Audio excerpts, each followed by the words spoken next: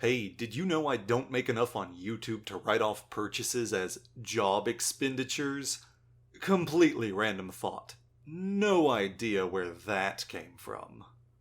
Todd McFarlane is a famous comics artist and action figure company owner, amongst other things, and has also done occasional art pieces for the Assassin's Creed games. So back in between, 2013 and 2016, McFarlane released a whole bunch of 5-inch Assassin's Creed figures. I'm a big fan of McFarlane's recent years 7-inch DC line, even though they make weird paint choices, and DC won't allow them to be sold with guns anymore, and they arbitrarily raised the price on new figures to an extortionate $30, which is overpriced, and they keep hiding desirable repaints behind the Platinum label releases, which they just sneak into normal store releases so that only scalpers benefit. Literally, McFarlane makes no extra money doing this, and only the scalpers get something extra. What is wrong with you, Todd? However, if I admit how many of these things I own, my bitching is automatically invalidated, and I'm not allowed to critique the company. Them's the rules. The point is, I've been aware of the existence of the Ass Creed figures since college, but my nearby Walgreens only ever had Tabai and Bin Hornigold, so I never picked up any, since they never had the main characters. Recently, though, I ended up seeing Connor's New York variant for a reasonable price on the aftermarket, and decided to bite. And unfortunately for me, I was quite impressed. So it's really your fault all of this happened. I decided to get a whole bunch more, purely for content here on Baneshake, since my sassy reviews clearly bring in so many views. I'm hoping the release of Mirage will trick YouTube into thinking this is quality content. I definitely did not just buy a bunch of these in a crazed micro-obsession, tapping into my larger macro-obsession for the franchise on top of deep-seated childhood traumas of my father shaming me for enjoying having possessions when the Bible says not to like owning shit too much, leading to an adulthood of crippling, FOMO-induced anxiety about missing out on owning toys that I can stare at to produce dopamine. That hyper-specific accusation is a rather silly thing for you to suspect. So with that denial practically being a call for help hidden behind a flimsy veneer of irony, I'm going to review a bunch of Assassin's Creed figures I had to pay goddamn aftermarket prices on. I'll get around to counting that number when I type in the title while uploading. Or maybe even not. Tell me in the comments if I completely neglected to put the number of figures in the title. I will not change it. Now, the way I'm going to be doing these is going to be sort of in game order, but then it's sort of not going to be in game order. So I'm going to start by looking at one of their early figures, but I'm also not going to be doing it in the release order of the figures. If that doesn't make any sense, good. Right off the bat, looking at the packaging on this one, we've got sort of the exact setup we're going to be seeing for the rest of these. Character name at the bottom. It's going to be exclusive unlockable content it talks about on quite a few of these through Uplay, which is not really a thing anymore. I doubt the content's actually going to be unlockable. Maybe I'll take a look later and find out, but I don't really care that much. One thing you will notice on this box is that there's actually no age recommendation, so you can give this figure to a baby. It's perfectly... No, wait, it's there. It's under the plastic. If you've already given a figure to a baby, that's on you, really. Over on the back, it's going to show off some of the other characters available in each series. Interestingly, this Series 1 was not released at the same time. If you look closely on here, you see Series 1 initially had our 3 Kenway boys available, and then October later on that year, we had the rest of the wave. So they were part of the same series, but they were not released at the same time. I have no idea what's going on with that.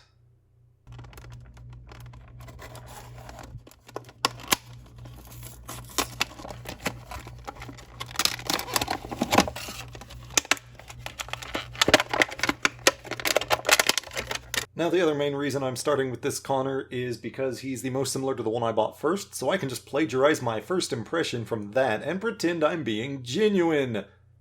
Joking aside, this is a very well thought out figure. Joking resumed, man, these legs can't bend for shit. So he comes with a ton of accessories, and unfortunately I had catastrophe opening this very first one. The tomahawk snapped right upon coming out of the plastic. So I, unfortunately, am now going to be opening all of the rest of these figures with nothing but anxiety. What a great way to start. I'll try and figure out a way to glue this back together later, but for now, he's just going to have a fucking broken tomahawk. He also comes with his bow, which is nice and stretchy. It's not really one that he's going to pose well with just because of his limited articulation, but I'll show you in a second what I'm going to do with it anyway. He also gets 2 flintlock pistols and his hidden blade. Quite pleasingly, he is going to be able to have all of his accessories on him at one time if you put it in a particular configuration, something that's very nice because otherwise the accessories would just be living inside of a bag deep down in the bottom of my McFarlane Toys box, taking up space in my closet. For the sake of my reputation, we're going to pretend there's only one individual McFarlane Toys box cluttering up my closet. But all of the guns have a holster that they can slide right nicely inside of.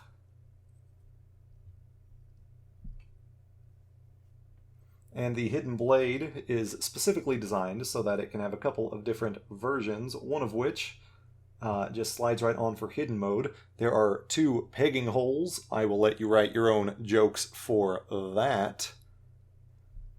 But because in the game he can also fight with it, you can take it off of there and have it swivel out because it's completely detachable and completely swivelable for combat mode as well. Just generally speaking, this figure does show a little bit of roughness to the painting and the textures in some places, which actually works to some degree, because the Assassin's Creed games tend to have a little bit of wornness that thematically fits the franchise very well. Connor especially, it makes sense for there to be a little bit of wornness to his robes. That's right, I'm trying to find a way to excuse a mediocre paint job. Otherwise, this figure looks very good. It's very sharp all around. The blue comes across quite nicely. I do wish it was just a teensy little bit less visible underneath the white, where they clearly just painted atop it. But all things considered, this is still a very nice figure, well worth having. And lest I forget, there is a little pamphlet inside that's supposed to talk about the exclusive content that comes with it. We see stuff for Assassin's Creed Initiates, which was just an interactive website, I'm wanting to say, some unique color stuff for Black Flag. The website itself doesn't work anymore, and this is honestly not really useful in the slightest, but it's still kind of cool to see before I throw it right in the trash. Now, this seller had the most novel method of using packing material for the figure. The official Assassin's Creed 3 t-shirt. 2 of them. And the rubber bracelet from Black Flag. Okay, so obviously I'm not opening him up like I am for the others, since I already opened him before I decided to do the rest of this, but he's still worth looking at, especially compared to the normal one. Interestingly, one of the first things that I notice is the hidden blade actually has a better paint job on the New York outfit, because there's some brown painted in on the handle where he can swivel it out and grasp it, and the original one is just all metal. He also has some red going along the edge and the hood of his outfit, unlike the normal one, who did not. Now, quite obviously, the black is just much better at masking the plastic color underneath, so it ends up being a much sharper looking figure. On the back, they do have the same sort of design going on with their quiver. The accessories themselves are pretty much the same. The paint job sort of feels a little bit darker on some of New York Connor's stuff, but I'm not sure that's necessarily intentional. I don't know if it's just a little bit more worn from its initial packaging, or if they just changed up the paint job in between production waves or what. It's kind of hard to tell. There are also lots of little places where the paint job is different, like on the armbands on the normal one, it's colored, on New York it's not. And then he does randomly get this white streak here, which is sort of a little strange because it doesn't continue on down there. All in all, very similar figures, but again, this one was a perfect one to start out with, and you can just blame him. You can blame him. Connor. Again. But this time, his hood is down. Sass aside, this actually represents a significant moment for him towards the end of the game, and I've been thinking about the implications of that moment. He's taken out all the Templar conspiracy, barring Charles Lee. For those, he's hood up, all assassin through and through, at least in the opportunities when he's, wearing the uniform. But for Charles Lee, he puts his hood down, he puts on war paint. He's not going after Charles as an assassin because it's just too personal. So all of that is to say, McFarlane just had to change the headpiece sculpt and they could triple dip on the rest of the body and accessories for instant profit. So, interestingly, on the box itself, rather than the high-definition render or the promotional art or that kind of a thing, they're just using some of the 2D concept art, it looks like. Same over here, which, yeah, it's neat to see. It's just unusual that they went with something different. Now, as you can see, he came in a later wave here, Series 2, than the initial Connors that we looked at, along with Aveline and Adéwalé as he appeared in Freedom Cry. So based on the appearances of the end of Assassin's Creed 3, Liberation, and Freedom Cry, this entire wave is the go fuck yourself if you try to make justifications for slavery wave. And you know what? Baneshake is all about that. Go fuck yourself if you try to make justifications for slavery.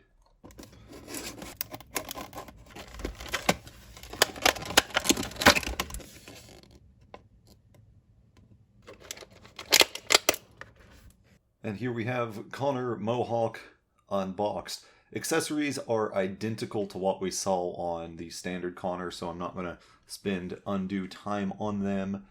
We do have the silver version rather than the silver imprinted version, though I think that is to keep it consistent with the exact version that's wearing this costume, but with the hood up, so that's not even a complaint. I do notice I have much better silver printing here on the Assassin logo on his bracer. I don't think that's per se for the wave. That's probably just this figure compared to the other figure. Though I don't know, maybe they improved that specific printing in between waves. Otherwise, it is the same. The holster on this one's just a little bit fucky. This plastic part's bent down, and in trying to fix it, it sort of popped out a little bit there. Just the way they assembled it. Probably old glue keeping it in place just didn't hold, something to that effect. Nothing I can't fix off camera, and honestly it's not even that big of an issue because it does sit in there at least. Nothing is permanently detached. Here he is next to the normal one. Notice the Mohawk is fixed on this one now thanks to the magic of video editing and the fact that I shot these anachronistically. When you're watching this video, I am time traveling all over the goddamn place. As you can see, though, very consistent between the figures. There's the bracer I was talking about. All in all, this one has some minor cases where, like, the red is bolder, too, now that I'm looking at them. But they are very clearly the same figure, the same outfit, barring the head. So, it's Connor, but you get some minor head mobility. And I do mean minor. Up next, we've got Haytham Kenway, father of Connor and son of Edward, who's going to come around in the next game, so later in this video. Haytham also gets to be one of the very few Templars represented. Now, technically, I know that is a spoiler for 3, though I feel like at this point, everyone watching this video already knows that. If you did not know that, and you're just willing to watch an internet asshole spoil Assassin's Creed for you, well, maybe you should go and check out my full-on series, A Briefish History of Assassin's Creed. I work my goddamn asshole off to make those videos. Now, the figure itself, as we can see, it's the exact same setup as before. This one just uses a very high-quality render of Haytham from the game. On the side here, too, it even specifies Assassin's Creed 3. Back's identical to what we saw previously. This is one of the initial release figures before they'd done all of the others, coming October 2013 or whatever. Wild. This thing is 10 years old.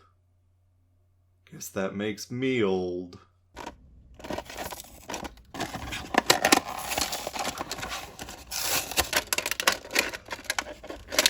Haytham out of the box looks unambiguously really good. The blue looks consistent pretty much everywhere, so he absolutely has one of the most solid paint jobs in the initial set. He also just has a lot of detailing in. There's an eagle appropriately on his sleeve, matches up to the game. He's got this fancy cape that, again, matches up to the game. He just looks great. Now, I will point out, he doesn't really want to stand up on his own, so it's not the greatest. I'll have to putty him to a stand at any point I have him on display.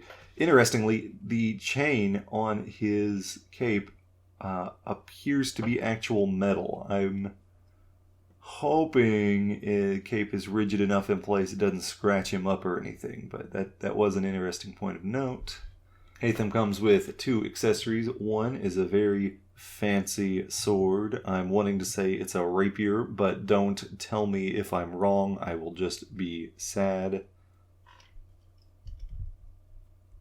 He does have a little bit less wrist articulation than Connor, just because of the sleeve sculpting that he has going on. It doesn't allow the wrist to move up and down to the same degree.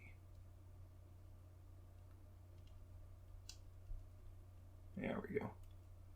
Sword fits nicely in his hand, like so. He also gets a unique pistol, which I'm guessing does match up to his pistol he very iconically uses in the game. You'll find it there! Enough of that. Didn't want to get it in his hand. Dear toy developers, why do you always do this to me? There.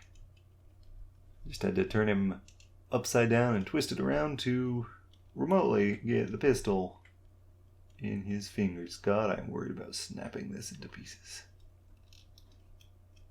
Alright, so you can hold the pistol. It's a little bit... I'm not going to press on it further. I don't want to break another accessory.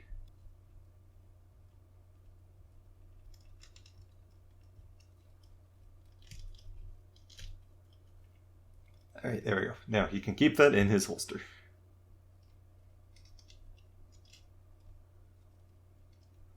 He can have his sword sheathed as well. That's really nice. Now, one significant thing. Where's his goddamn hidden blade? He quite iconically uses his hidden blade, even though he's a Templar. Did Ubisoft not want to allow the Templars to have a hidden blade present here? Is it just this fancy sleeve McFarlane didn't want to do anything? I feel like they should have included a hidden blade. It's a piece of plastic the size of a splinter. They could have afforded it. All in all, though, top notch. 10 out of 10. Definitely worth being more expensive than the other figures on the aftermarket, right? Right? I'm putting Aveline de Grandpré in the middle of the Assassin's Creed 3 characters because her game came out the same day as 3, even though it is technically different. Ubisoft won't let her escape Connor's shadow, and neither will I, apparently. Interestingly, McFarlane labeled the box down here with Assassin's Creed Liberation HD, which is the remaster's version of the title. The original on Vita was Assassin's Creed 3 Liberation. I guess that makes sense, since this was released around the same time that the remaster came out on PS3 and 360, possibly slightly after. I'm not 100% sure because I didn't want to do the math. Either way, though, I sure am glad this figure will be in HD. On the back, it's the same wave as the Connor with the Mohawk that we were looking at. Interestingly, I saw this on the other box, but I'll point it out here. These stickers are actually covering up old, outdated promotions. So this one, it's like, unlock 20 Uplay points, because originally it was for like an exclusive mission or something. We'll see if the sticker will come off enough for you to see it. Yeah, it's not going to completely show it. But exclusive avatar and mission is what it was saying there on the back. There would have been unlockable in-game content that for some reason it changed. I don't know if they made the mission less exclusive or they just shut the website down. No idea, but McFarlane had enough time to put labels on, and I noticed this on the last time, so I'm wondering if this was all of them or if this was just something later on during the life cycle of the figure.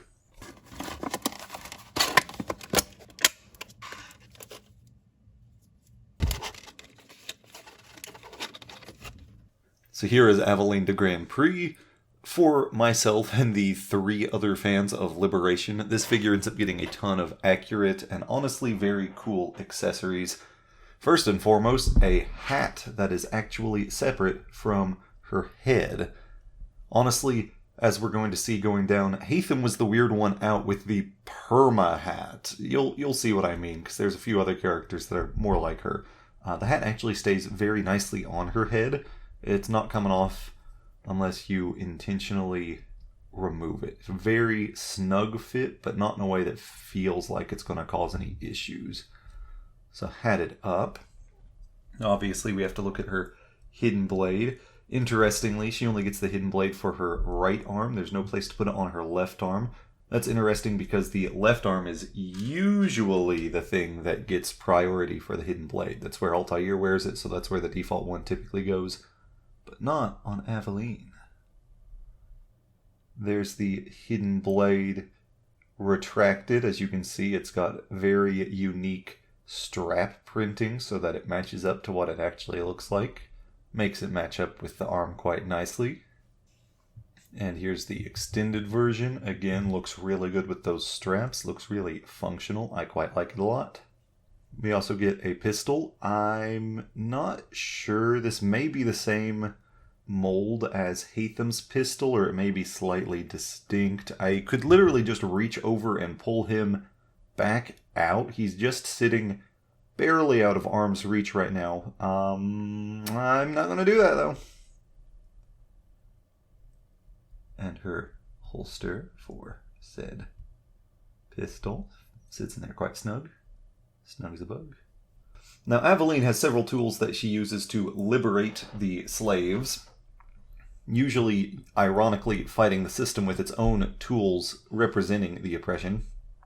One of the iconic ones is the whip she uses in place of the rope dart that functions the same way, except it doesn't keep enemies' corpses in the trees when you pull them down. That honestly reminds me just a little bit of the more recent Arkham City figure where Catwoman's got a big, nice whip. McFarlane doesn't really need to reinvent the wheel on that one, I suppose. It's a nice, long one. You could probably have fun. It's nice and flexible. You could pose it in different ways. If you're doing an action scene where she's fighting someone, you could very easily do something cool. Not that she has anyone to fight, but, you know. She also gets her machete, which I'm really, really fearing getting in her hand because of the issue I've had with some of these thin plastic items at this point. Come on.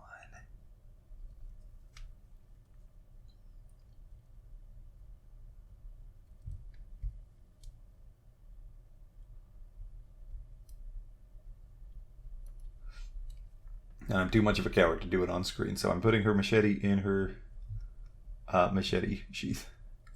A coward, chickened out. And finally, she gets her magic wand, abracadabra. No, obviously it's a blowpipe. She blows darts with it. Interestingly, her posability might be a limitation here. Let's try the other hand. Huh? Can't quite get it without some real wrangling. Can't quite get it up to actually use. I'll just sheath it too. Too much of a coward to try and get it any further down. Plastic's pretty tight. All in all, a very good figure. I am worried about this hand because it's just so in there and tight. I may play around trying to get like the whip in this hand off camera some, just to see if that'll open the fingers just enough to get something going. I don't know. Maybe. There we go. Well, there's something. Hey look, we're back to Connor again. Can't call this a lazy figure though, because very few elements repeat for this one. Appropriately, since this is from the King Washington timeline where he never took on the name Connor, and identifies him by his Ratonhnhaké Haka name here at the bottom, Ratonhnhaké, which I respect. Give that Native American representation, fuck yeah. Now at the top you can see the seller actually left the sticker on, and they technically left the part where I can see what they originally paid for it compared to what I had to pay them to take it off their hands. So, you know, it's mockery really at this point.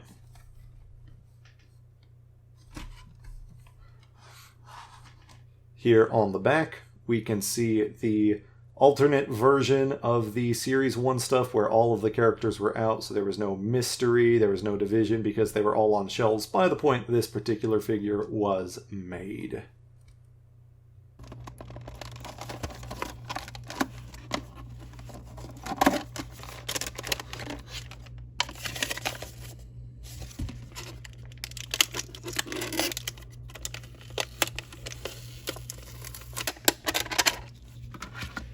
Honestly, McFarlane really outdid themselves with Ratonhnhaké. This one's looking fantastic. The paint job doesn't really have any places where there's any especially bad problems. It tends to look very good on all of the natural furs. It looks reasonably worn, but in an intentional way this time around.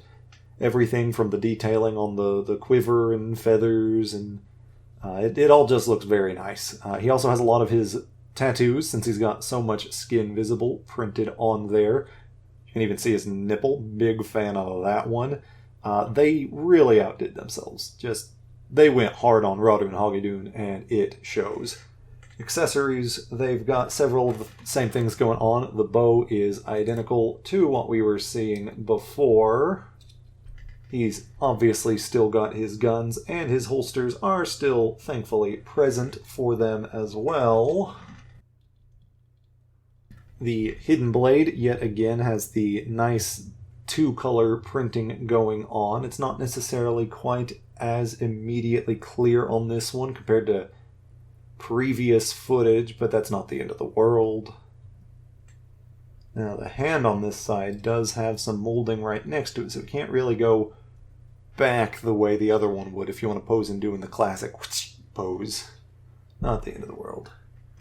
But finally, this time around, it's a unique tomahawk. It's got the more traditional look to it, where it's not his assassin tomahawk. I really like the addition of the feather on there. It looks appropriately worn there on the edge. That's definitely deliberate on the paint job this time, for sure. And quite nicely, he even appears to have his own little sheath, I guess? Holster? Whatever you would call it. He's even got that right here. Let's see if that'll go all the way through with the feather on the inside. Oh, fuck yeah, that looks amazing. He can just be ready to go, holding the accessory or having all of the accessories sheathed. Genuinely blown away by this figure. Skipping backwards in time to go forwards in time for Assassin's Creed 4, which feels bonkers to say out loud because no one ever uses the Roman numeral for Black Flag even though it's part of the title. We have Edward Kenway in his default pirate assassin hybrid robes, where he's got the robes underneath from Duncan Walpole, but he's like added some leather armor that he found while escaping with Adéwalé before they steal the Jackdaw. Point is, this one was a highly desirable figure that I absolutely had to make sure was on my list, because I definitely didn't just do that with all the figures anyway. As you can see here, box is pretty much identical to what we were seeing in the other Wave 1 characters. Obviously, it's got Edward clearly taken from one of the more highly detailed cinematic trailers here, would be my suspicion. The exclusive content it talks about, I actually think this may be the same sword we were seeing with some of the other exclusive content unlocks. Back is identical, absolutely nothing to write home about on that.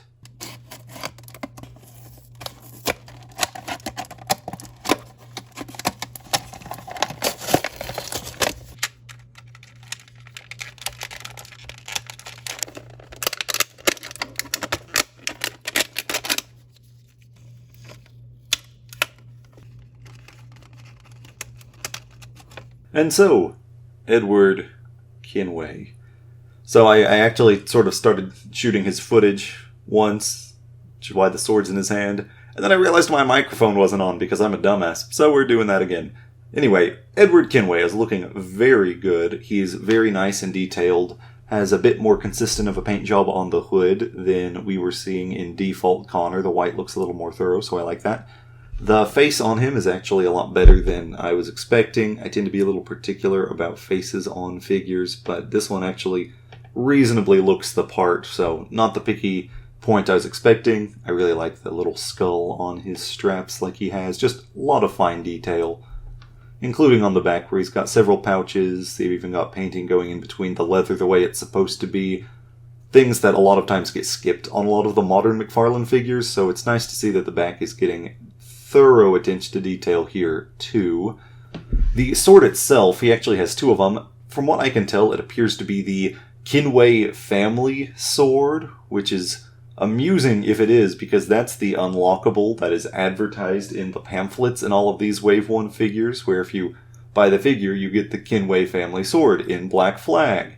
And so what accessory did they give him? The accessory that you can only get if you have the figure. You know, they really synchronized it. The shape of the hands is just a little bit funny in that it's a little bit harder to get the toy in his hand now. Wonder if some of that's from time, if the plastic warped just a little bit, or if McFarlane just didn't care. Come on, get in there. Get in there. I am so nervous about the paint job being messed up from all this. Nope, we're in there, okay. Find you a woman with that kind of grip. Or a man, actually. That would also be fun. You know what? Find both. Find you a man and a woman with that tight of a grip. In addition, he also comes with his hidden blades, which we have the both retracted and the extended version of both of those. Cannot get this camera to focus today. There we go. Both of which very nice and detailed.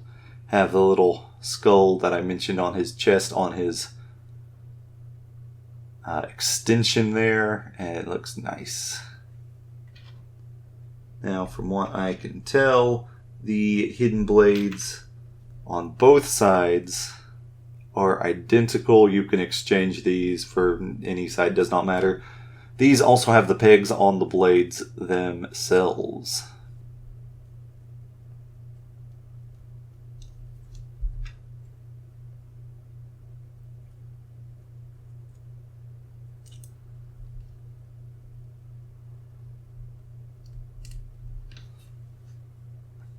There he is with the retracted hidden blades, and here he is with an extended hidden blade. Honestly, top of the line. This one exceeded all expectations. Cannot complain about anything major here, even though the grip was a little bit weird on his chubby little hands. Well, I was going to talk about Edward's Mayan armor figure here, but I ordered it from fucking Canada. Yes, that's what I get. Did not expect it to stand up that way. The next three don't even fit in my light box in a meaningful capacity. I'm gonna have to move elsewhere. Bookshelves are classy enough, I suppose. Yeah, I should have seen that coming. So this right here is a 3-pack, and to my knowledge, the only 3-pack in the entire bunch of these figures. This is also interesting in that these are the only real historical people, rather than fictional characters that were made up for the games. We have Black Bart, Blackbeard, and Black Hornigold. He's not black like the other two. All of these were real historical pirates, and if you've played through Black Flag, you understand that they all have significant connection with Edward Kenway. They are, in fact, probably the most important characters in the plot, barring the main character. And also the women. Hey Todd, why didn't we get any of the women pirates, Todd? Now, this box itself is just absolutely lovely. We've got down here just like a beach and ocean with the Assassin's Creed logo, so very minimalist, not having the characters' faces plastered on there. It continues on through the sides where we can see some ships splashing around and some more ships splashing around. Obviously, this thing had some shelf damage even before I started just throwing it at a shelf.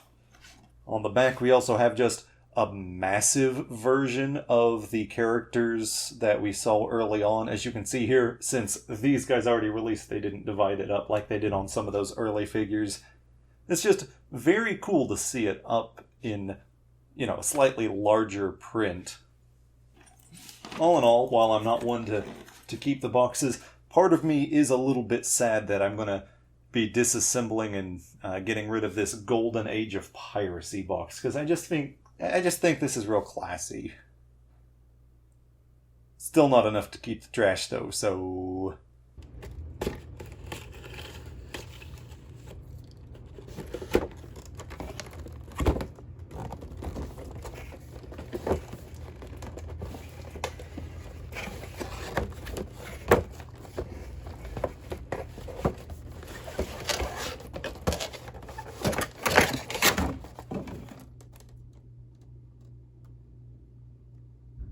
Alright, so just doing these in the order that the box placed them in. We are starting with Black Bart. Now, Bartholomew Roberts here was one of the most successful pirates in history, which is probably the reason Ubisoft decided to also make him a dude who got euthanized before the Toba catastrophe and then came back as a pirate. It makes sense in context. Just off the bat, the red is definitely a darker, more of a maroon than we were seeing. Some of the characters before had a little bit of red that was brighter on them, but this one gets even darker, and it looks really nice in hand. I think it's a very accurate look for it.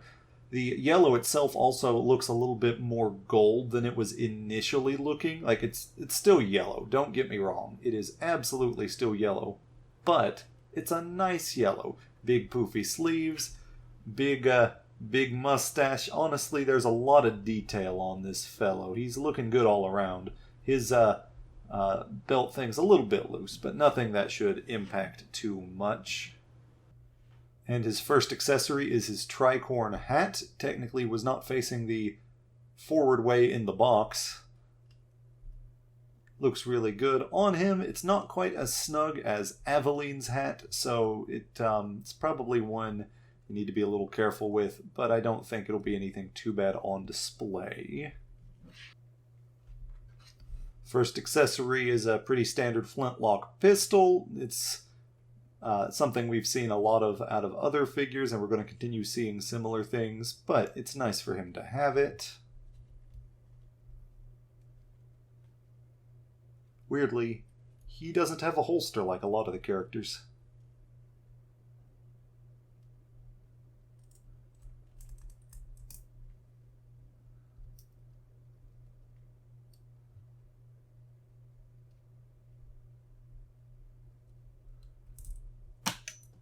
And there goes that. His next accessory is going to be a sword.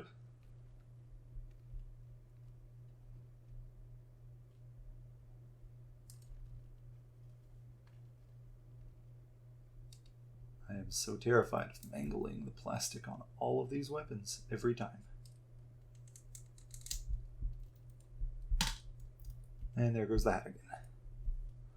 And his third and final accessory is a musket complete with bayonet, which just looks really nice and very dangerous. You know, triangle holes. Your body can't heal from that.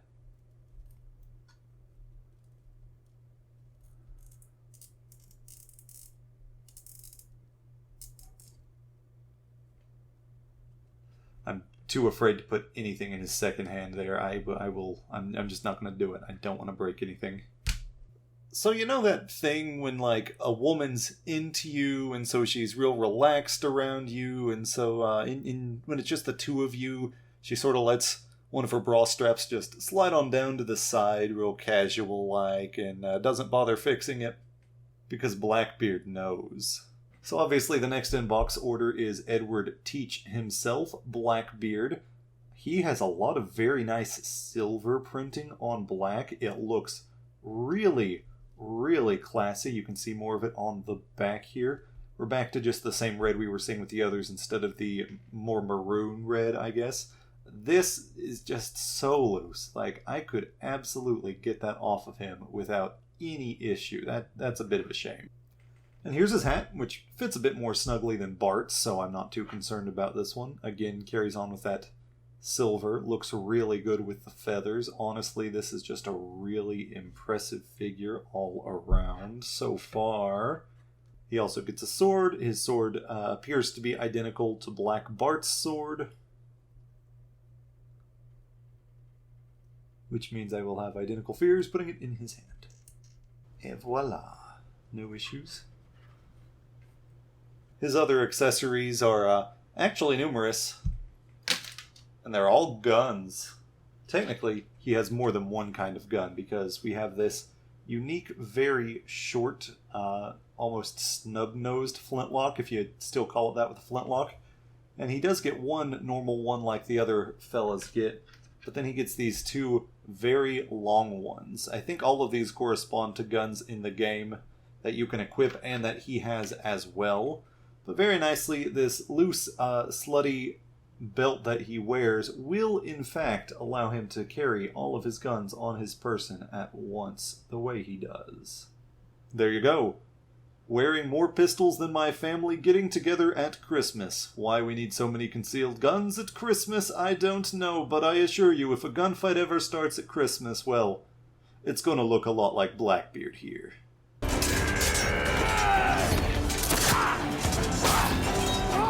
And finally, out of the pack, we have Benjamin Hornigold. Though he is the less gaudy and over-the-top with his fashion sense, in many ways that makes him the sharpest-looking figure. Sort of. I mean, the others were, much fancier, but that's not the point. The point is, Hornigold, one of the few Templars represented, because he betrays his pirate buddies and betrays Edward and just goes and joins the Templars because he's like, man, people shouldn't be given choice. I saw how that shit went down with the pirates. He also doesn't have a hat, which is fine because he doesn't have a hat in the game. His accessories are a little bit more to the point, just because he doesn't have 15,000 pistols or a hat. Again, I don't know why I'm caught up on that. He does have a standard pistol, and he has the same musket and bayonet as Black Bart. His sword is technically unique, though. Instead of the curve, his is a straighter blade, which he very fittingly does have his sheath for. Or scabbard, maybe. Is there a difference between a scabbard and a sheath? Let me know in the comments down below. Here's the musket in hand, since I neglected doing that with Black Bart. Honestly, this one's great. He looks fantastic. You could have a lot of fun, even if you were just into pirates with him. I could see someone modifying to make just a custom pirate with the simplicity of this one and have really good results. And now we're back into the regular individual boxes, and this box has seen some better days, let me tell you. It's a good thing I always open my toys. I don't understand people who just leave their shelves lined with boxed toys, boxed McFarlanes, boxed Funkos. It looks like you're just trying to be a retail store, guys. Come on, play with your toys. The back shows us this guy's actually from a little bit later of a wave than we've seen yet. We're going to start to see characters from multiple other games popping in, though there are a couple straggler Black Flag figures in this one. Technically, there's some minor changes to the box, but it's nothing too wild. Down at the bottom, we've got Tabai's concept art for his picture again. At this point, they're just giving you play points. They've stopped with the specific rewards by now.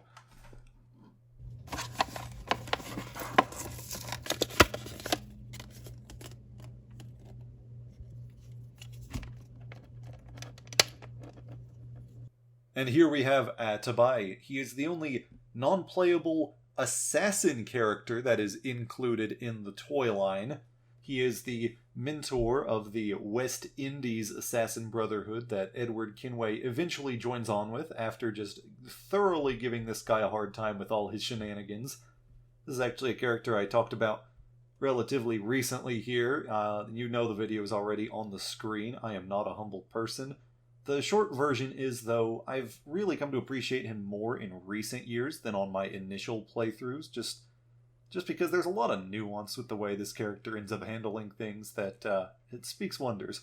I really like the way in the light box that the shadows sort of conceal his eyes there. That's fucking dope. His armor, of course, is all very worn looking. It's extremely deliberate in this case. I think there still should have been a little bit more consistent on the white and that kind of a thing, but it's supposed to look really worn and weathered.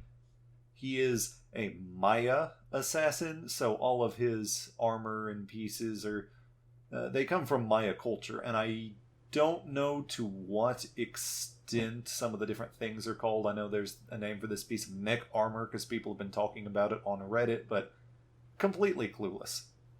Now, he only comes with one accessory, this spear, which is kind of understandable because he's not shown using a lot of things in his appearances, but it is also kind of a shame because as the mentor of all of the assassins, like, he has access to a lot of stuff. In fact, he's the one that gives Edward a lot of his stuff.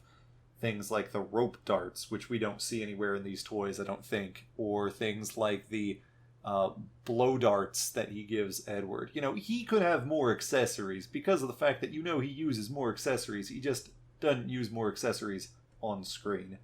Still, it's a very nice spear. I'll give credit where it's due. Finally, an accessory that I'm not worried about putting in the hand of the toy because it just slides right in. Technically, I would presume he has a hidden blade in this bracer, again, though there's nothing they've given him for it. Not the end of the world. Very few people are going to be up in arms over Tabai being a little lacking. I am probably his biggest fanboy at this point. God, look how cool those shadows on his face are. So as it turns out, it's actually relatively hassle-free to get something shipped in from Canada. Look, I already had the printout, and I already wrote the gag before. What else do you want from me? So this is Edward in the Mayan armor, which is available through the collection side quest, where you go and look at Mayan stele and then like line up shapes with your eagle vision and dig up one of 1,000 collectibles. It is a Ubisoft game.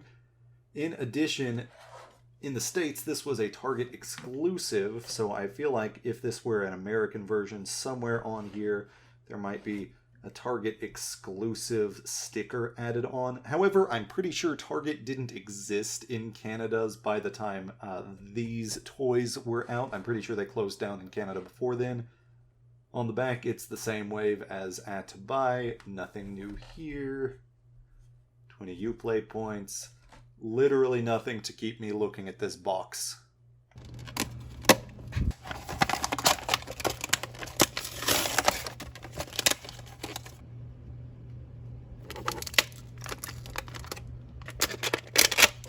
Alright, here's Edward in his Mayan armor. Now, the metal looks extremely, extremely nice on this. It's a very sharp and shiny, sort of a bronze, not quite gold, which matches up to the game very nicely.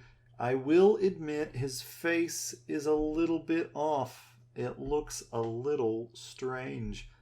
Now, I've excused a lot of sort of general weirdness on some of the faces, like Blackbeard earlier is given some massive side-eye that I just completely glossed over. It wasn't worth addressing, but I feel like this face feels a bit odd. But the rest of the figure makes up quite nicely for it. It does look extremely detailed in the correct ways.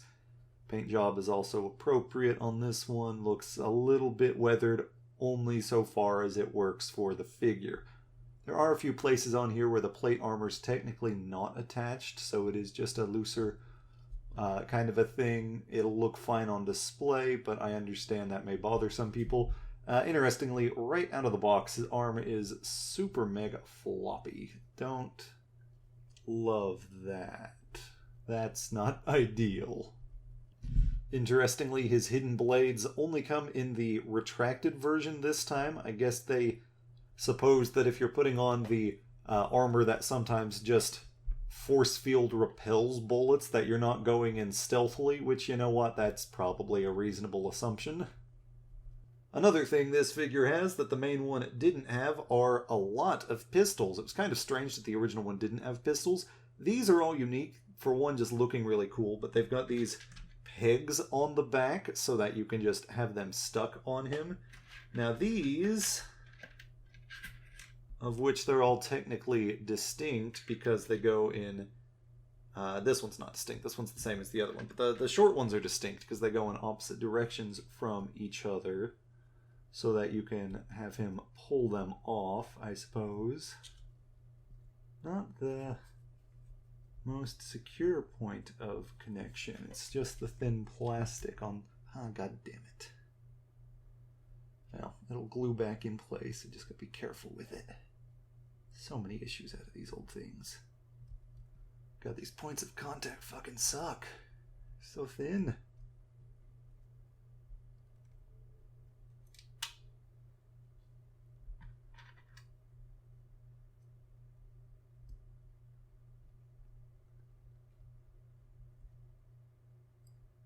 I guess the front ones are also distinct. They are going opposite directions. I just mislooked earlier.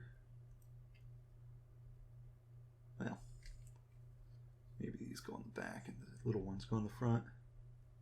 I have no idea if I even put them on him correctly, but it appears that they fit better this way. Our last accessory is actually a unique sword again. Now, if you've not played Black Flag or you just don't recognize it, this one is one of the higher level swords in the game. I think you probably unlock it around the same time, if not from the same activity as the armor.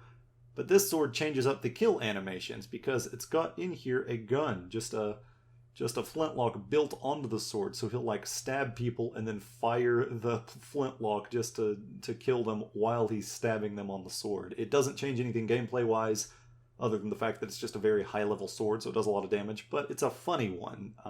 It's fun to have equipped for a while. There he is all together. I'm probably going to have to remove like half of my footage of me just struggling to get the guns in place.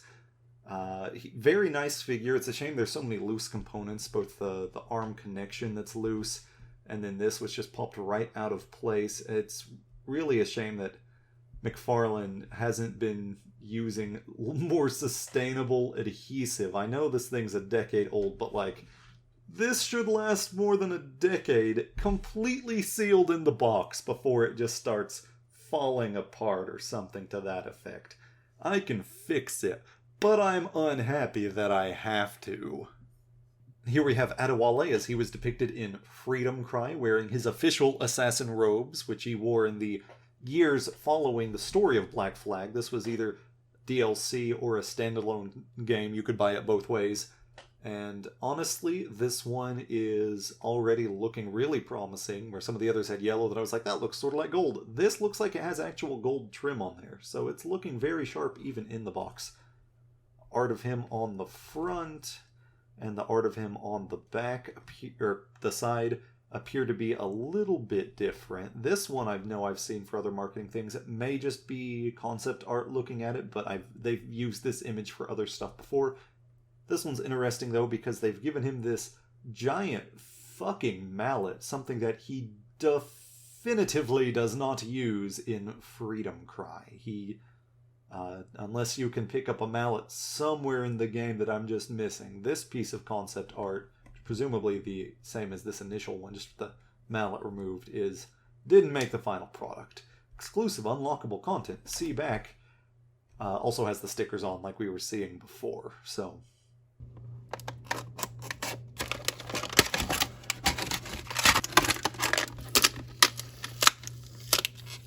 Alright, here's Adéwalé up close. As I was saying, there's actual gold trimming the gray on his robes, which just looks impeccably sharp.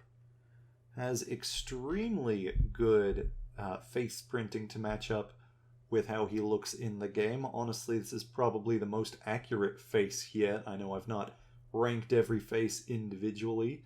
There's technically a different color inside the hood. I can't remember if that was... how his hood looked in the game or not. It could just be a measure to avoid painting costs in there, which would be strange, but hey, it's not too distracting. You can notice it, though. Belt's actually in place because it has a third point of contact. Lots of places we can see on the back to store weapons. And speaking of which, a lot of his stuff is technically overlapping with the types of tools that, like, Aveline used, though his gear is all completely unique, like this machete, who has a piece of tape on there that I'm noticing that was really fighting me, not wanting to come off. Anyway, there's this machete.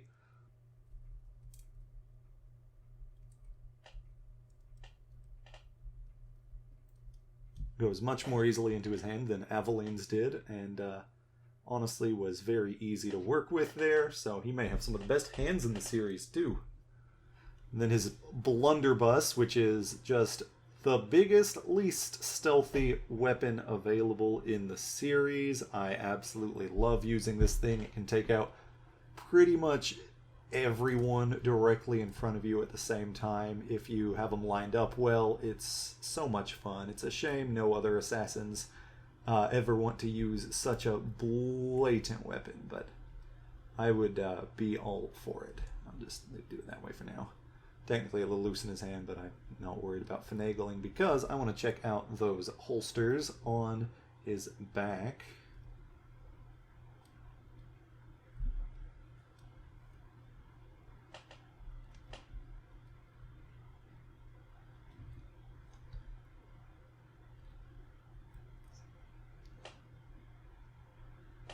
So his machete goes here, and there are little buttons to clasp it in. They're not the most effective, but they'll do the trick okay. I feel like I could get nudged out of there, but not the end of the world. And his blunderbuss goes up here, like so, I believe. I don't think it goes the other way. I think it comes over his shoulder. He gets both the extended and the retracted version of the hidden blade. I think it's the same as on Edward, but considering that probably uses the same ones in the game, since they're all part of the same West Indies assassins by this time, it would be pretty justified that they'd be getting the same issued gear. There he is, sort of doing the Ezio pose with them short. And here he is in the Ezio pose with them extended, which, technically that's how Ezio was doing it in the Ezio pose. He was like this, and down like that, for Assassin's Creed 2, if you're not familiar with the concept art. He also gets a blowpipe, since that's pretty standard gear for the assassins in the time and place. Again, it is unique from the one we saw for Aveline earlier. I already suspect it's not going to be able to easily reach his mouth without... Something he want to easily stay in his hand, it looks like. It's alright. There, you can just pretend you can reach it. Sadly, don't see a place for him to keep this. Nope, right there. There might be a spot above his blunderbuss. My god, they thought of everything. Now, technically, he has one more accessory, and this is honestly probably the worst taste accessory I've seen in a toy in a while. So if you have not played Freedom Cry, it is explicitly about the horrors of the American slave trade. Adéwalé became a pirate because he is an escaped slave himself. So, including shackles in as one of the accessories just feels wrong. I'm pretty sure the only time he wears any shackles is when he's disguised himself in full slave attire to sneak onto a compound to get information, and otherwise interacting with them, it's always to break slaves out of them, like when the ship is sinking filled with slaves. So that just feels wrong. It's a great figure, but I feel like they should have just omitted that one. That's just fucked up. Here's where my video ordering system sort of breaks down just a little bit, because we're going back to an earlier game. It happened in the same wave with two of the figures we've seen, and they just sort of jumped all over the place here with Series 3. But there were a couple that appeared to be intending to tie back into Revelation, since we had Ezio in that game and Altaïr, who didn't really change his looks much with the main outfit, at least. So this one, we're going to get into some content. There's some interesting talk about the design of this one, but as you can see here on the front, it's just his default art the way he looked most of the time. And here you can notice something I'm going to call attention to. Knives are all here on one side. The knives are going to be in on a different side. That's a whole discussion, though. I'll get to it momentarily. Same back. I already showed it to you.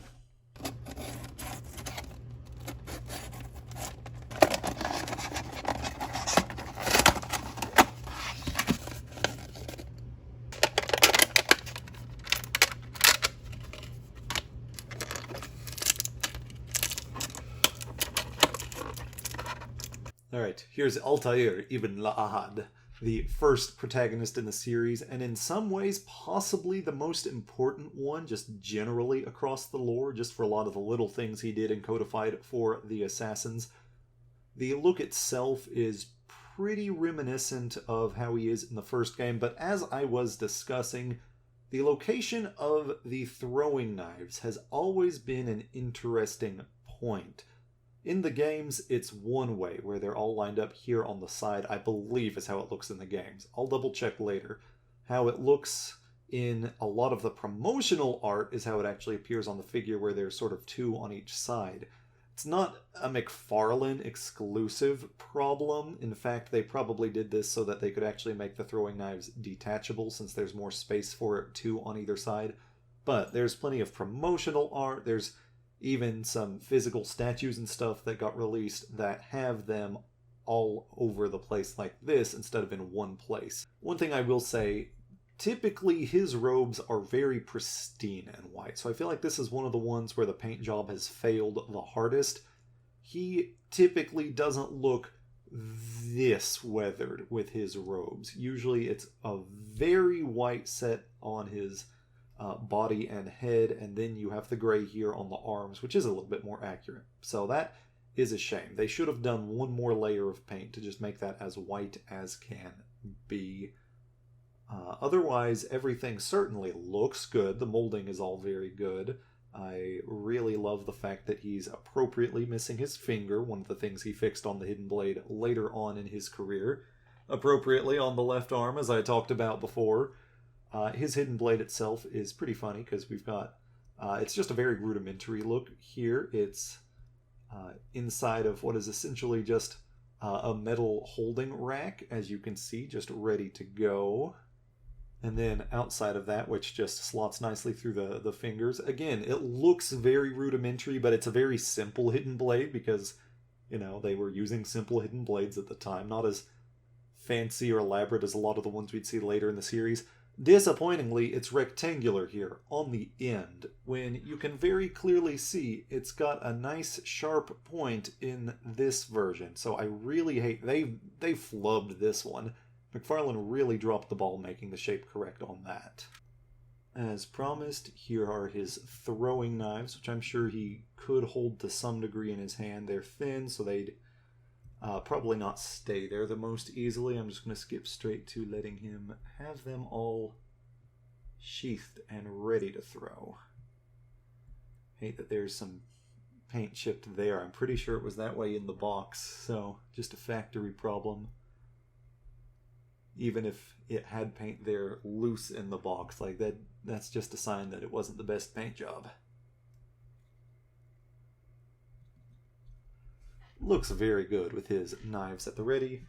And of course, the final thing is his sword. It's commonly even just referred to as the Sword of Altaïr in the games. It's one of the high-level swords in quite a few games where you can unlock it late. But interestingly, it's only the Sword of Altaïr in the first game because it's like the default Levantine assassin sword that I'm pretty sure everyone's seen using. It's such a clean and good look, I guess, that they were like, hey, we gotta put Altair's sword and other stuff. Which, to be fair, he is good with a sword. He is canonically one of the best fighters because he doesn't take hits, is the short version. He just does not get hit in a sword fight. Looks very good in hand. Probably my favorite accessory of his bunch. And honestly, he just looks pretty good. Some pretty noteworthy issues, but I'm very glad I have him. Desmond's face appears to be the version they're going for here. Altaïr in the first game just straight up has Desmond's face. The first couple of games, it's literally just Desmond's face again. I think this resembles that a little bit more than his face in Revelation. So I guess they really are going for just the original game as much as they can here. Ezio Auditore da Firenze.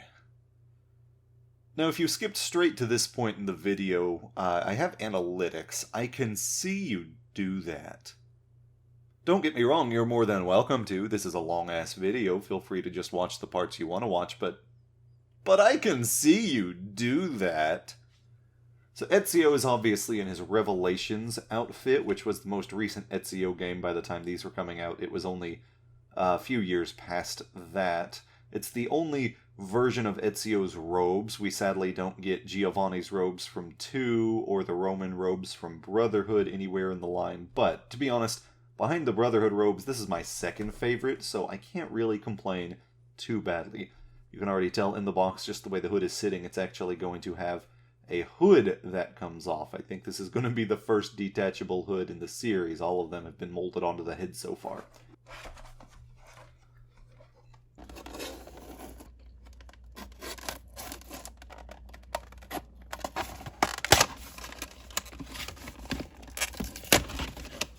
Alright, here we have the most popular protagonist in the Assassin's Creed series. As I mentioned before, the hood is, in fact, removable. So you can see nice old man Ezio, where he's finally gotten rid of the damn ponytail that he had for the first 40-some years of his life.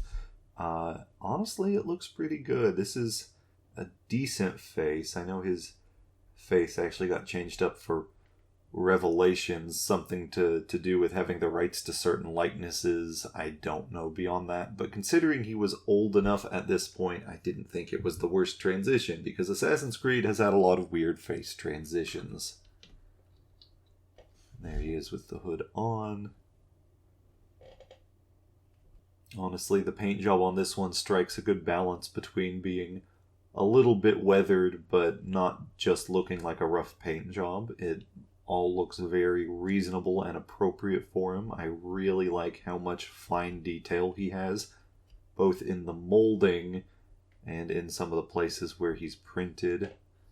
Honestly, this is probably my favorite hood, even if it were attached to his head there. It's probably my favorite hood sculpting we've seen yet. It's just really impeccably detailed. For his first accessories, we have his hidden blades, both retracted and extended, as we've seen with several other characters at this point. Sadly, there's no hook, because famously in Revelations he's running around with a hook blade, which is of course the hook and the blade, but they didn't do that. I also noticed this one's relatively rectangular too, maybe not quite as bad as Altair's. Alright, there he is doing the hidden blade pose that he famously does on the cover for 2. It took me a long-ass time to get these hidden blades on, especially on his right hand. The wrists don't really go terribly far back just because of the bracer, and this wrist in particular did not want to twist around so that I could get his hand going back.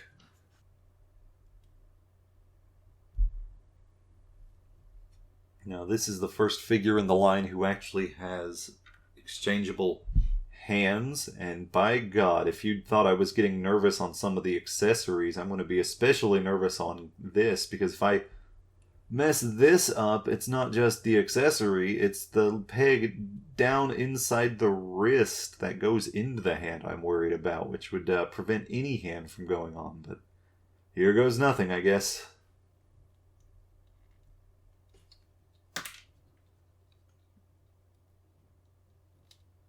Alright, that wouldn't do bad.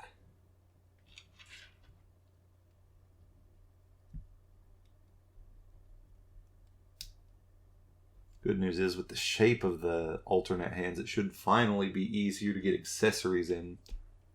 He comes with a dagger, which I think he technically holds an ice pick position when he fights, but I don't think it's going to stay that way very easily. Yeah, just...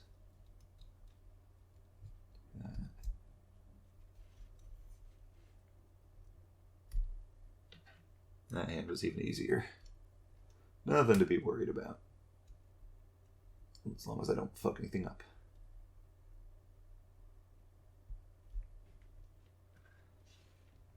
And I don't know the name of this sword. I recognize him having it from the game. I don't know that many swords all that well.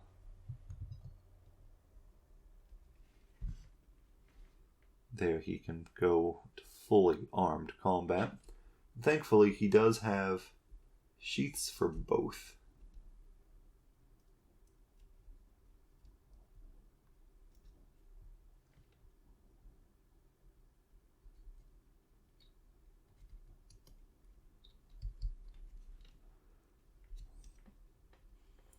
All in all, the detail alone, this one is one of the best figures we've seen yet. There is a little bit of the loose arm stuff going on. Not quite as bad as Mayan armor, Edward, but it's apparently something that was recurring throughout that wave since they came out at the same time as each other. "Buy Shay Cormack," I said. "I'm sure he'll be out there for a normal price," I said. I couldn't skip it though, because Jesus Christ, y'all are a bunch of simps for Shay, and I've seen it firsthand. My briefish history of Rogue episode grew so much faster than like any other episode in that series. I assure you, I wasn't promoting it any differently. I don't know what the hell I'm doing half the time for promotion. Either way, moving on with the Unity and Rogue era of games, I've technically skipped slightly ahead. This one was a wave after we got the initial Arno, but I guess going in play order, he pops up first. Not that order has mattered at this point in the video. Here we've got the cover art version of him, which inaccurately has a hood. His costume doesn't use a hood in the game, and the figure obviously doesn't either. They just call it Shay Templar outfit, which is interesting because there were no other variants of Shay. I guess they were hedging their bets in case he went flying off the shelves. Again, here was the rest of his wave. He came with a couple of Arnos. The later versions of Arno, default Arno, was the previous wave. You'll see him next. They even were saying, hey, coming soon, we're going to have Jacob Frye. That was something they started showing off future ones by this point in time.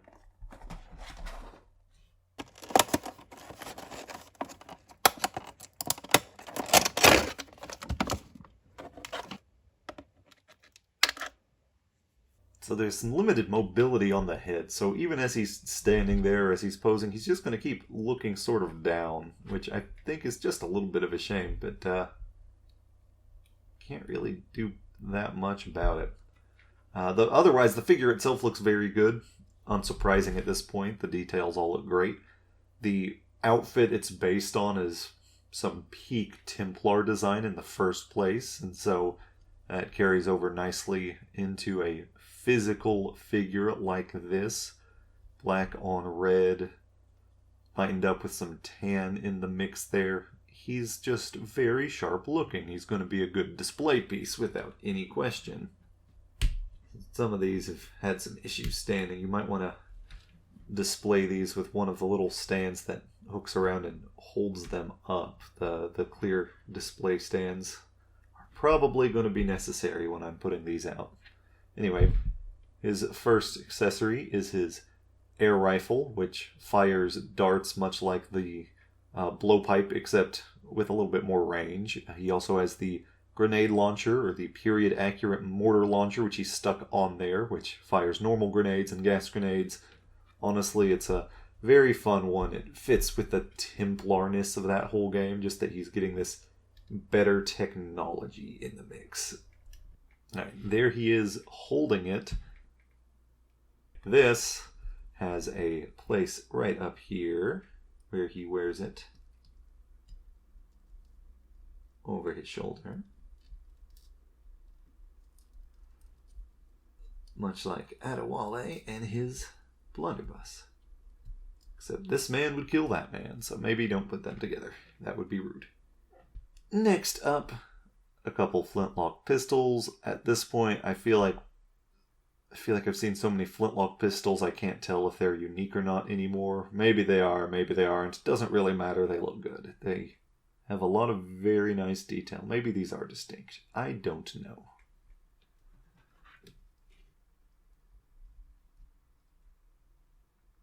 These holsters actually have little straps that come around. Let's see if they'll pop in place or not. Some of the little tiny leathery peg type things, we've seen a few characters. They've all not been ideal. May not stay. Just going to concede defeat on that at risk of ruining another figure's holsters. And then he has his main weapon, which is a good big sword. I'll have to look at some of the stuff. I think this one's unique, but it does certainly resemble the one that Hornigold has. At this point, I've seen so many details I couldn't tell you which ones are reused and which ones are new. Haha. And of course, he dual wields because they wanted to reuse Edward's animations, but dual wielding swords would be a little bit tonally out of place, so he dual wields a dagger as his secondary and his sword as his primary. And he can just reuse those sweet, sweet pre-existing animations. There we go. Now he's ready to wage war on the assassins. You know, I don't even like Arno that much as a character. I could have just skipped this figure and saved the money. Here I am, though, paying aftermarket prices for a character I don't even like very much. As you see on the box, we actually go back to seeing some exclusive content, where presumably Todd was like, yeah, I'll design a costume, but I want to be able to sell some toys with it.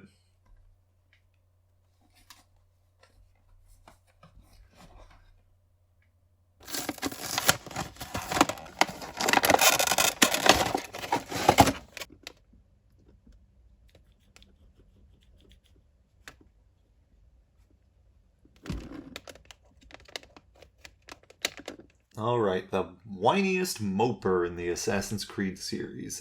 His balance is not great. He's actually got these boot covers over his feet, so I don't want to bend his feet too much, but that really, really limits how well he's going to stand.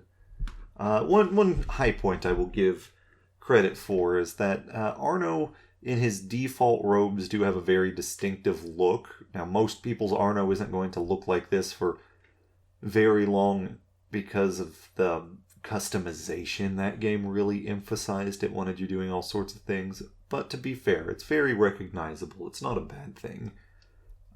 Face is okay. Decently resembles him. I'm not a fan of the tiny little beak that this hood has. That's really more on Ubisoft's designers, but his first weapon is actually a pretty advanced gun, I think. I don't think you unlock this one until a bit later in the game when you have a bit more money to your name. So it's funny that we're seeing it here on what would presumably be an early game player, since this is an earlier look that is available. Regardless, I'd much rather we have something neat and novel with just multiple chambers than something boring and repetitive at this point. Point of view, you and 5 friends just insulted France.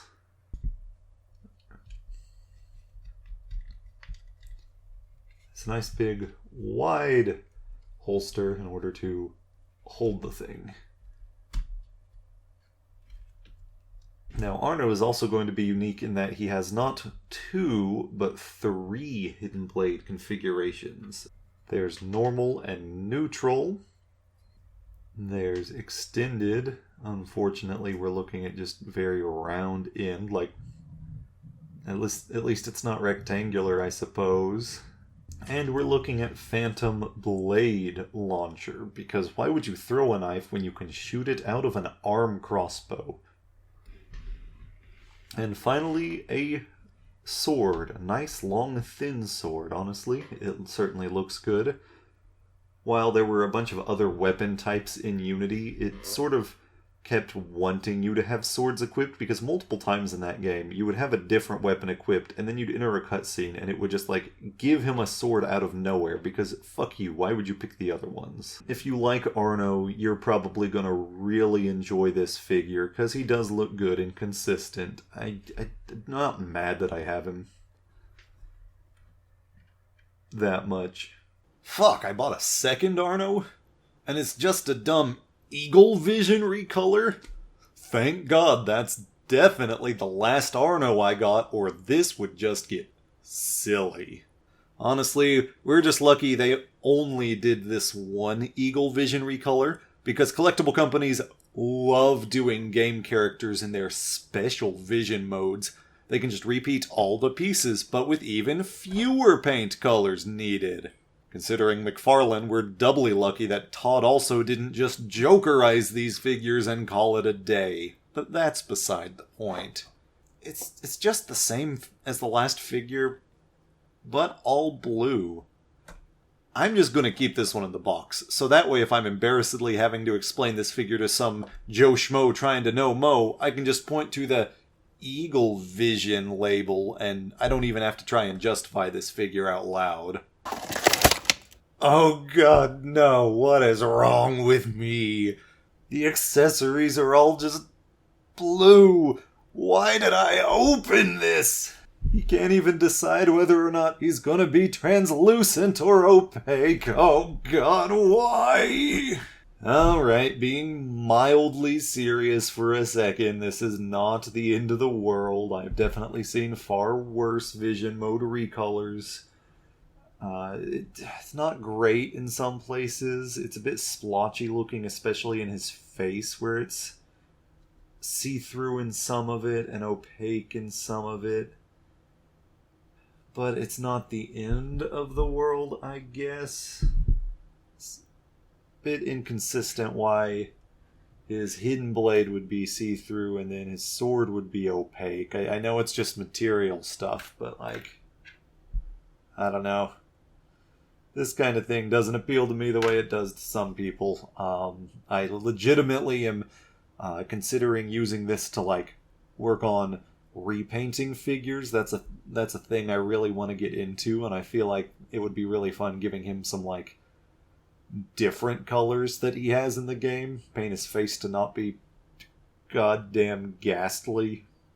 But if you like this kind of a thing, you could do worse than this. I'll give credit. These things sell for cheaper than retail price was back in the day usually, so this is probably the one if you're on a budget. Damn it, Charlie. A third Arno? In all seriousness, I do like this outfit quite a bit. The version here that Todd McFarlane designed, these robes are pretty distinctive. I always associate them with the Dead Kings DLC because I like to switch them into this outfit before the ending while I'm playing through that. Now, since Todd McFarlane designed both the outfit and also owns the company selling the toy wearing the outfit, it is a bit masturbatory. Todd, you're sucking your own dick on this one. I'll allow it, since you seem to be doing a pretty good job sucking your own dick over there, but we all need to be on the same page here. About you. Self-filleting.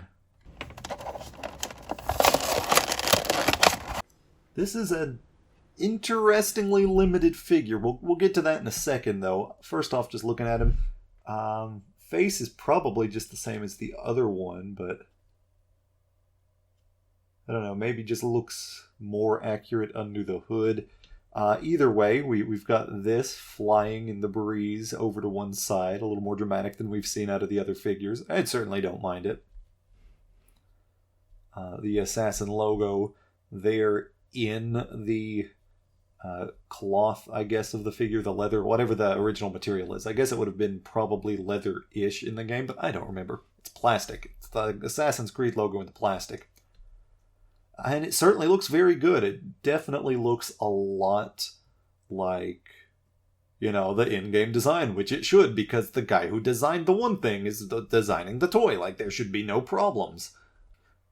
If you're wondering about the upside-down assassin logo here on the belt, you see what that stands for is that Assassin's Creed Unity has no idea what the rest of the series is trying to say, so it's just philosophically upside down from the others.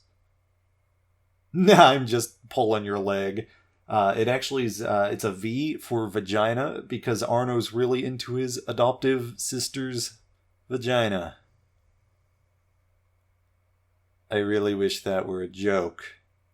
Now, I know what you're saying. Charlie, how is this thing a limited figure? It looks great. It looks nice and detailed. Well, the thing only comes with one singular accessory. He's got a sword, and that is it.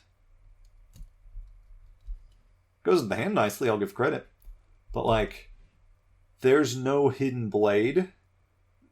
They literally could have just had it set up to use the same pieces as just, like, the default hidden blade from the other Arno figures, you know. They were still making the piece for the Eagle Vision one we just looked at, same wave, but there's no hidden blade on the playable assassin. It's not even a Templar thing. Like, what's going on there? There's no gun. There's literally one singular item for, like, the name brandest McFarlane outfit. Like, why would you do this if you were going to put your own name on it? Be like, haha, I made this. I did the bare minimum, and that's it, motherfuckers. He does at least have a sheath for his sword, unlike the other Arnos. I am so stumped, though. So the latest McFarlane ended up getting in this line, as far as the series went, was Assassin's Creed Syndicate. As you can see here, we're looking at Jacob Frye. Weirdly, we never got an Evie Frye to go along with Jacob, even though she is half of the main characters in that game. Hey, Todd McFarlane, what do you have against women? Since this is the best that we are getting, let's take a look at a couple of details, because here we have a GameStop exclusive sticker showing. At this point, I think the figure sales had started to slow down, so I don't know if that was a way to try and move more figures, or if they were literally just doing that since you see a lot of big store brand exclusives with these companies. It's hard to say at this point. Obviously, we've got Jacob here. In this, we very nicely have our Big Ben. I'm hoping I'm not just being wrong, because then I'll trigger all the British people. This is technically the Jacob Frye Blackguard outfit, which Blackguard is the name of the outfit in the game too, where he has several, and this one's sort of the most iconic one they use in a lot of pre-release materials, but it does appear to be the Blackguard outfit. I'm not looking that closely, but I'm assuming they got the basic details right. Interestingly, when you look at the back, they still consider it Series 4, like Shay and the later Arnos, and they interestingly still say, coming soon, Jacob Frye, Blackguard outfit. You know, the thing I'm holding. This is another reason I'm starting to think maybe the sales had really slowed down, so they were just trying to get these out with the pre-existing resources that they had. I'll touch more on that here with the last figures, and talking about the very little bit that I do know, but Jacob Blackguard outfit.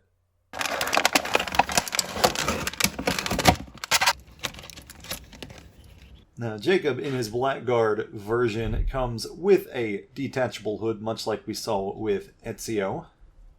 He, in the game, would always switch back and forth between his hood and his hat, depending on if he's in stealth mode or normal mode, but we only get the hood here. It would definitely not be great for peripheral vision, but it's accurate to the game.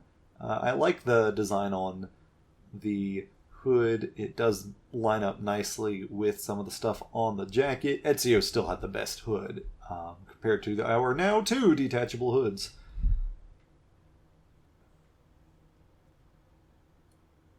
A lot of great detailing in on the back. His arm with the gauntlet is doing really well. There's a lot of detail here. We've got the grappling hook underneath. We've got, I believe it's the dart launcher is what he uses there. It has some knuckles built in on the glove. Of course, his other arm is much plainer. Some of the animations he uses implies that there is a second hidden blade that he uses, but it's not fancy like his main gauntlet. Otherwise, the blue pops really nicely underneath the darker color of his jacket. I like the untucked shirt. That's just a very Jacob detail. I'm sure it matches up to the costume in the game. Boots also look particularly good. Now his hidden blade matches up like we've seen time and time again here, where there is the extended and the retracted version both available. These, interestingly, don't use individual little pegs, but a larger, I guess, slot with pegs inside of them to keep it in place. So with his blade in and hidden away, his next accessory, not one, but 2 very fancy pistols. Now, he is an old-timey gangster, so he's very deliberately a little bit gaudy with some of his gear. And while he could hold it there just fine, if you notice there's some large pegs on the side.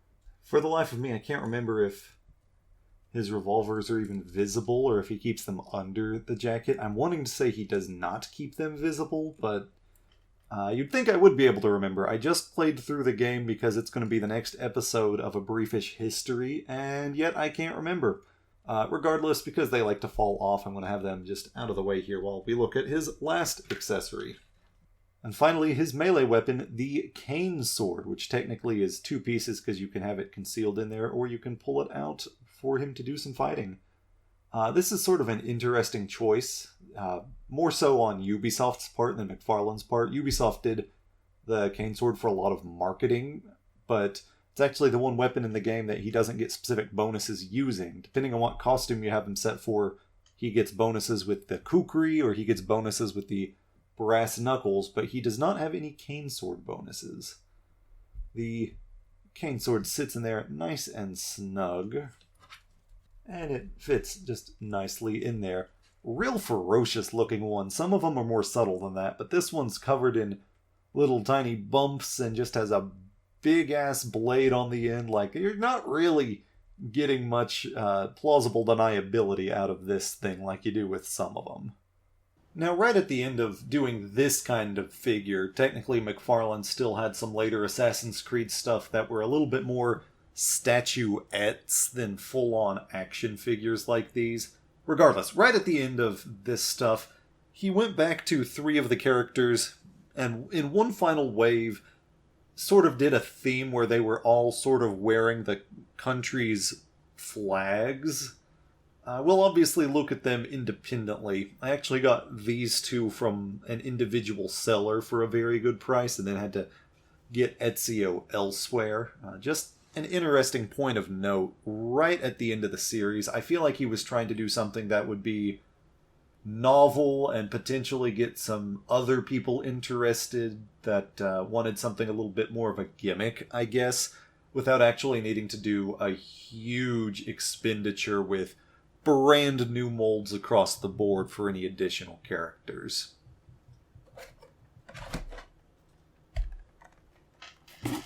Regardless, though, we'll start with Connor wearing the revolutionary, I was wanting to say patriot, but the revolutionary outfit. And on the back, we just see all three characters standing together. Series 5, they are no longer promising any rewards, they are no longer promising any upcoming things. I think they knew the writing was on the wall that they were stopping these figures after these by this point. Interestingly, at this point they also went from 8+ to 12+. Apparently McFarlane was worried if you give this to too young of a kid, the jingoism will just undo things. I'm not really sure how that changed, because it's the same accessories and the same mold in this case as before. That's just a really weird change. 12+. Thankfully, I am in fact 12+.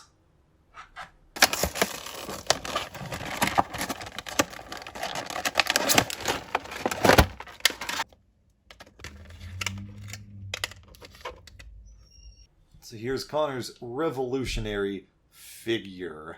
It's a recolor of his Mohawk figure, but, clearly he's standing the Puerto Rican flag here on his face. Alright, obviously it's supposed to be the American flag. I'm a bit mixed on this. I have very mixed opinions on this concept. Connor is not exactly the kind of guy to be America, fuck yeah, considering everything. He does tentatively align with the revolutionaries because their goals align with his, and because Juno tells him that it'll help him protect his land if he stops the Templars from scheming, and at the time he sort of kickstarts the Revolutionary War, the Templars are scheming a lot involving the British side of things. And, as he gets into it, he does even espouse some of the idealism he's seeing out of the Founding Fathers as well. But then by the end of the game, those goals haven't necessarily all come to fruition. He hasn't protected his people. America immediately dicks everything over with a lot of institutionalized racism. He sees his tribe ending up getting driven out of his lands. That's something that we saw a lot of in real life too. It's not just, the fictional Native American. No, that he's representing a real Native American tribe, and real Native Americans got absolutely dicked over by the United States of America. I don't know, that's a very long-winded way of saying maybe we shouldn't Captain America up a Native American next time, all things considered. That just feels to be in really bad taste. And that's a shame, too, because if they had gone with the blue robes with the hood up, none of the face paint, I probably feel like it wouldn't have been too dumb, because it's not that far from some colors you can have set for the robes. But doing it this way just feels tacky. Another thing, it's going for red, white, and blue, and yet they have used the most off-white color on his underlayer here. His shirt and pants are just this not very pleasant off-white, and it just makes it look dirty. It should have been just a normal white if they were going to go for the red, white, and blue. Like, you didn't even do the concept correctly when you did the bad taste concept. What's going on here?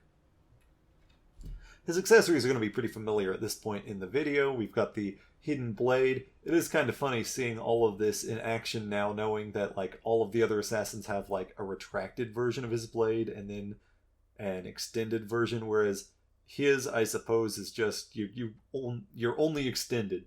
not the end of the world. I still think this one may be my favorite one just because of the detailing. They've switched back to doing all silver. Presumably it was just a mild cost-saving measure. Just say, hey, keep it all silver, keep it cheap. That's what we did for most of them, so let's just do that again. The bow is back. It actually has a little bit of the red, white, and blue color scheme going on, so it's technically a little bit different. You know, so you can see the blue and the red both on there.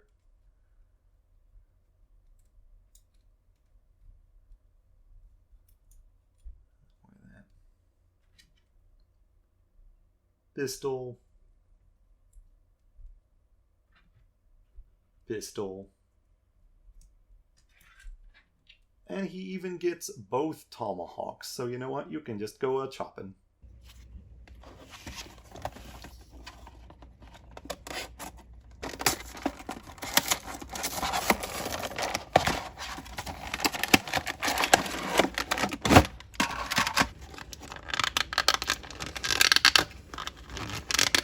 Now, of these three, I do think Jacob ends up coming off the best of the bunch.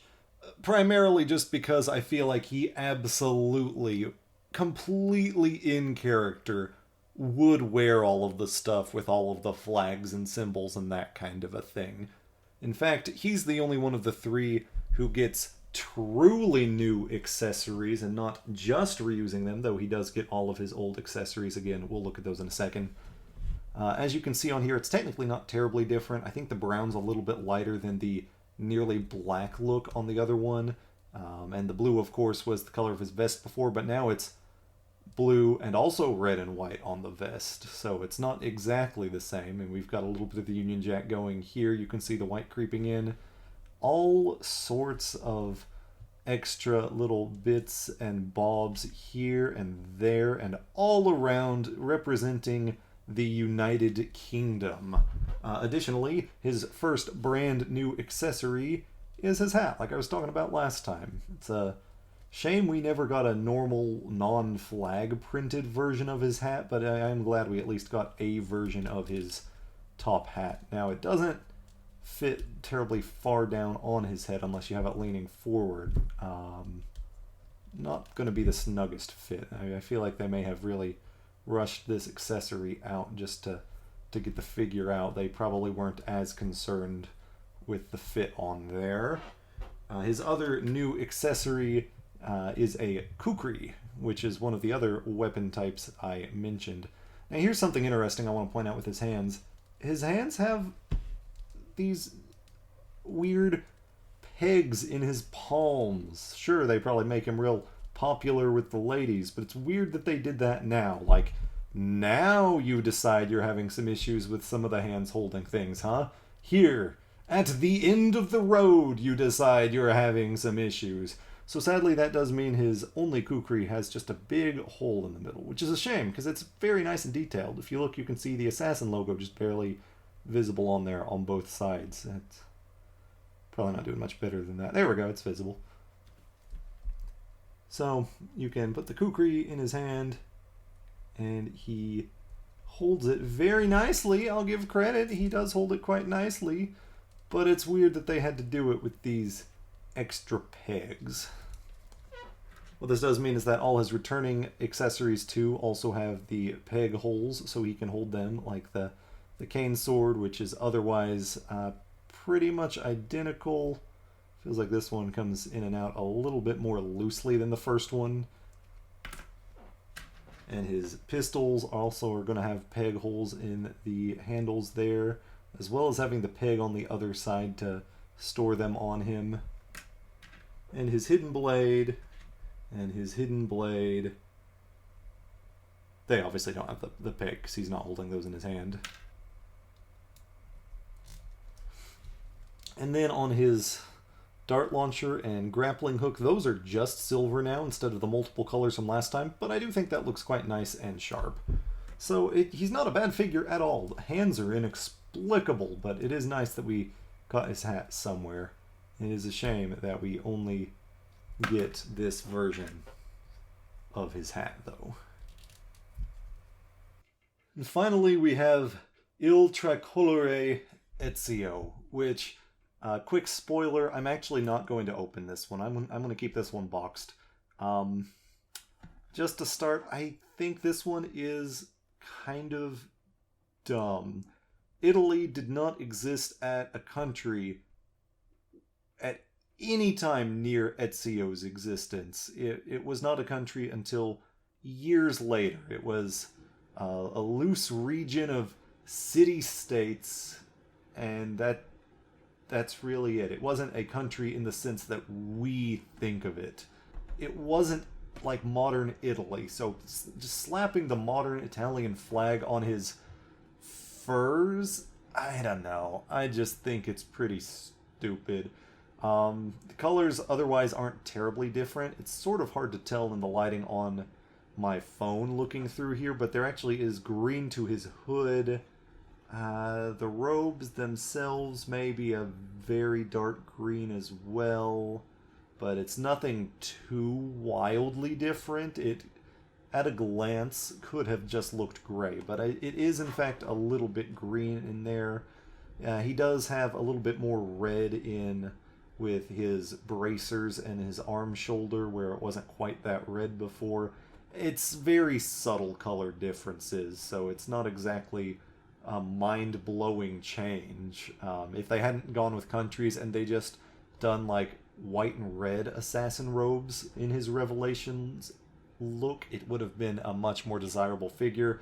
As you can see, the accessories are all still the same, except there is one additional. It's the Sword of Altaïr, like we were talking about with Altair's figure, which, you know, it still looks very good. I'm sure if you're someone who likes to open them up, it'd be nice to have Ezio possessing a Sword of Altaïr, since it was in all of his games too. But all in all, I just can't see myself justifying opening this. I'd rather keep this one in the box. I think it looks just as good this way as if I tried to have it on display otherwise. There apparently are limits where I will say, nah, don't play with your toys. Look at me, being a hypocrite. Man, you can just stay in box jail, dumb version of Ezio. Maybe someday you'll increase so much in value, you'll recoup my lost costs on this video. Oh, I know, maybe I could get Roger Craig Smith to sign you. That is my new personal goal. Someone tell me what events he's attending, or send me his home address. I can work with either. So just a few final thoughts now that we've looked at everything in the wave. These honestly are extremely cool figures. They're some of the... Shit. So just a few final thoughts on these figures. These truly are really impressive in a lot of ways. They are some of the most detailed figures I have ever seen, especially at this scale, but even just in general. Considering McFarlane Toys is usually really good at that, though, that's not a surprise in the slightest. I think some of them are a little bit more hit than others. There are a few misses, but for the most part, there aren't any massive misses. So long as you like the character being shown, you're gonna like the figure you're holding in your hand. Now, with all of that being said, some of the hands are just way too difficult to get accessories in. Some of the accessories are way too fragile. These aren't technically that old in the grand scheme of things, going back less than 10 years, up to 10 years. And so I think it's unacceptable how many of these were falling apart brand new out of the package. I had to fix his tomahawk. I actually had to fix one of default Edward Kenway's swords, because after I finished filming his stuff, the handle and the blade just snapped, like right where they connect at the hilt. I had to glue that back together. I obviously had to fix the back on the other Edward. Like, guys, plastic is fucking permanent. It's in our blood. It's polluting our oceans. If we're gonna suffer through this nightmarish plastic hellscape that capitalism has put us in, then McFarlane, you could at least use a slightly more durable plastic so the toys aren't falling apart 10 years after release. That's just a shame. I know a lot of people probably had these damaged through play if they got them from someone younger than they should have gotten them for. These are clearly more for like display and that kind of a thing. But those gripes aside, there's also some strange omissions, mostly around women. Again, the pirate pack would have been perfect if you had Mary Reed in the mix, and Bonnie would have also been a welcome one in the mix.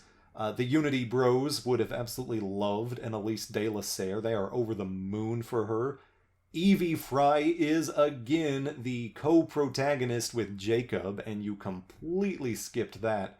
The fact that we only got one woman out of this entire range is just monumentally dumb. Like, we can do better. Now, that being said, I am still happy on the whole with these. These are great, and these are cool. I am going to have a lot of fun having these up. It would be nice to see McFarlane return to the line, doing it with their 7-inch figures like they've been doing for other games and for DC and that kind of a thing. I feel like they could do a lot of great things. Todd, if you're watching this somehow, please consider doing more Assassin's Creed figures in the 7-inch range. I can guarantee you, Todd, if you do a Cassandra, that thing is going to fly off of shelves. That is going to be an instant seller. But there's tons of protagonists to go off of. There's tons of interesting things. You could do 2-packs. You could do like Eivor in her normal Viking version, and then Javi, the Eivor's Odin version, and like sell that as a 2-pack. You could do recolors. You could take the normal Altaïr and you could color him like Thomas de Carnéon from the beginning of Unity, and you could call it a gold label, call it a platinum edition, whatever. The short version is, I would love to see more of these. Even if this 5-inch, I believe they are, line got continued, I'd absolutely be down for that too. These are nice. These are cool figures. All in all, if you see one, if it's a price you're willing to spend on one of these, I'd say don't hesitate. You've got some stuff, you see what they look like. If you like what you're looking for and you see it out in the wild, don't hesitate. Absolutely go for it.